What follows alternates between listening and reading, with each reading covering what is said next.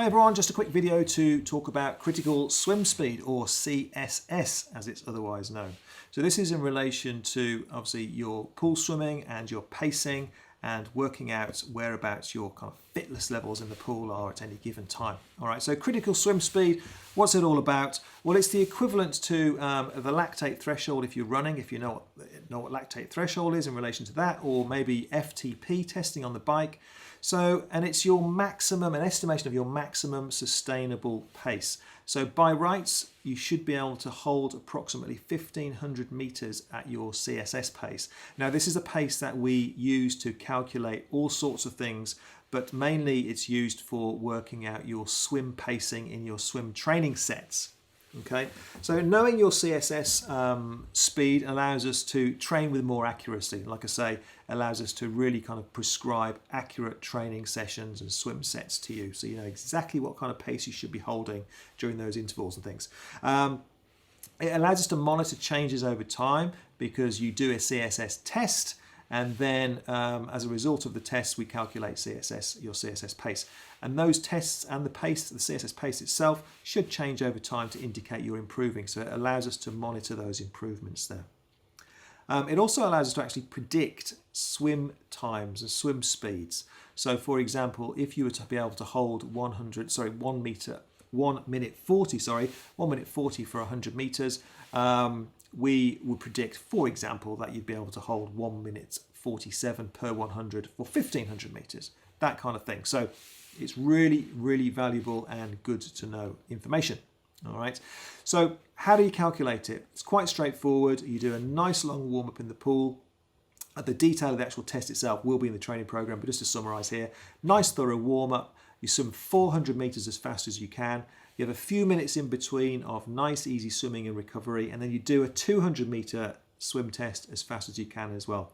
Record those two times, the 400 and the 200, and then we put those times through a formula to work out your CSS speed and your timings. All right, so we will pop a link down below for a CSS calculator so that you can work all that out, and then it'll be for you to go and do the test, and you'll be able to come back here, look at the link, and it will tell you all the rest of the information you know.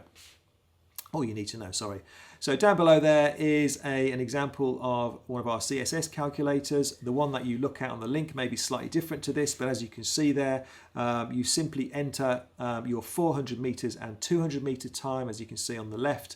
It will then calculate out for you your CSS pace per 100 meters, and then on the right hand side you can actually see your timings for the actual training sessions.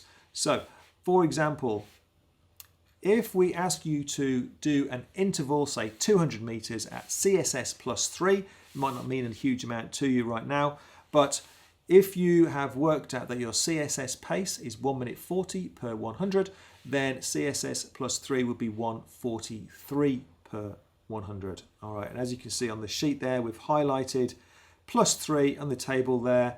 If you're swimming in a 25 meter pool, you'll be swimming in 25.775 seconds a length. Similarly, 33 meter pool is 34.33, and so on. All right, so, and then if you use a Finis tempo trainer, which is what we use a lot in our training sessions, and then you'll be able to set your timer to exactly those times, and you'll be able to swim knowing that you're swimming exactly on the pace that you should be. It just makes swimming so straightforward and actually more interesting as well, because you know exactly what you're doing and why you're doing it.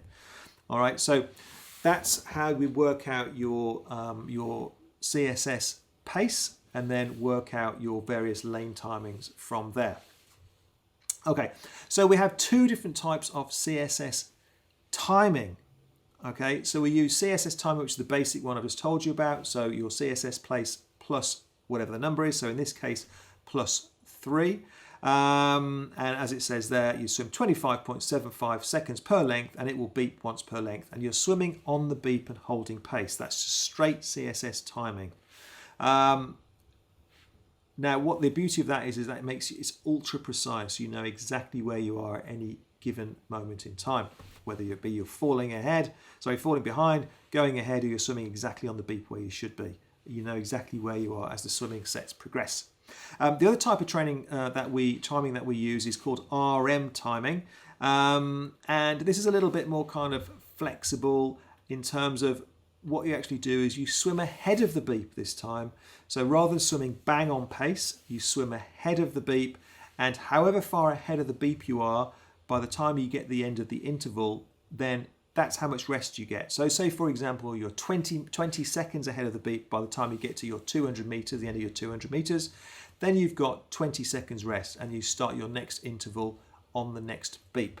Okay. Now, what this does is it allows us to have much more flexibility in the way that the interval is swum. So you could swim like mad and actually finish and give yourself 45 seconds rest, but of course you're going to have to go flat out to do that, and what will happen then is you'll get absolutely worn out as the session progresses and you won't be able to sustain it. Similarly, you could drop the pace right back and you could swim more steadily but have less rest. And it allows a much more flexibility depending on how you're feeling, for example, on any given day. All right, so it just gives you that kind of, say, that flexibility within the session there. The timings are actually worked out slightly differently, but if you remember this, it'll be quite straightforward for you. So RM timing, you double the number. So RM4 is equal to CSS plus 8.